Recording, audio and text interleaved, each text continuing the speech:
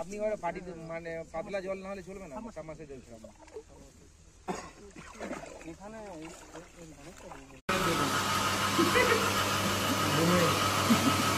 আগে বাড়ার মানুষ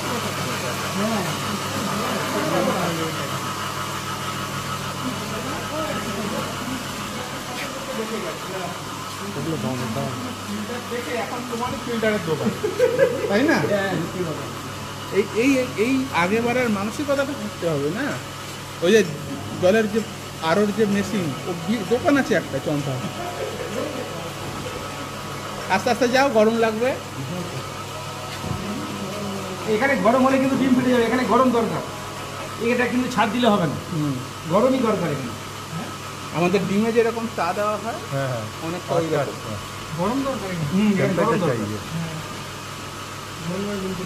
তোমরা দেখো আমি এখানে ভর্তি থাকতো, ঠিক আছে? এই গরমের জন্য ডিমটা বন্ধ করে রেখেছি আমি।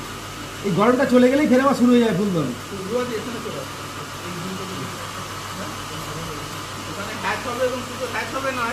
এখানে হ্যাচ হওয়ার পরেও যে খাবারটা খাওয়াবে, এই খাবারটা খাইয়েও মনোসেট তৈরি করবে। এটা কি হবে? তো বললাম হরমোন দেখাতে পারো। হ্যাঁ, সব দেখাবো। এই হরমোনটা যখন আমি আনছি কেউ ছবি তুলবে না, ছবি তুলবো না, এটা একটু সমস্যা হবে। এটা একটু ছবি তুলবে, তাহলে ওর সমস্যা হবে। আমি চাই না কারোর সমস্যা। দাদা এর নিচেও কি ছাড়া আছে? এর নিচে মাছগুলো পড়ে বড় হয়ে গেছে। আচ্ছা, বাচ্চাগুলো এবারে মোটামুটি 2 দিন পরে এগুলো সব বাচ্চা হয়ে যাবে। এবারে ওই জলটা হচ্ছে এখান থেকে পড়বে, জল তো কন্টিনিউ রোলিং হচ্ছে, এই জলটা কিন্তু বন্ধ হলে হবে না, ডিমটা ভেতরে থাকে।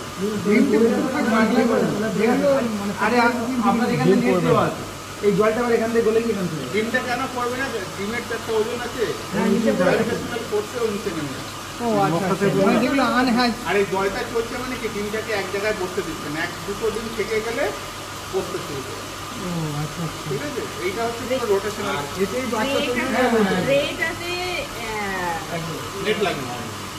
নেট লাগানো আছে দুপাশে,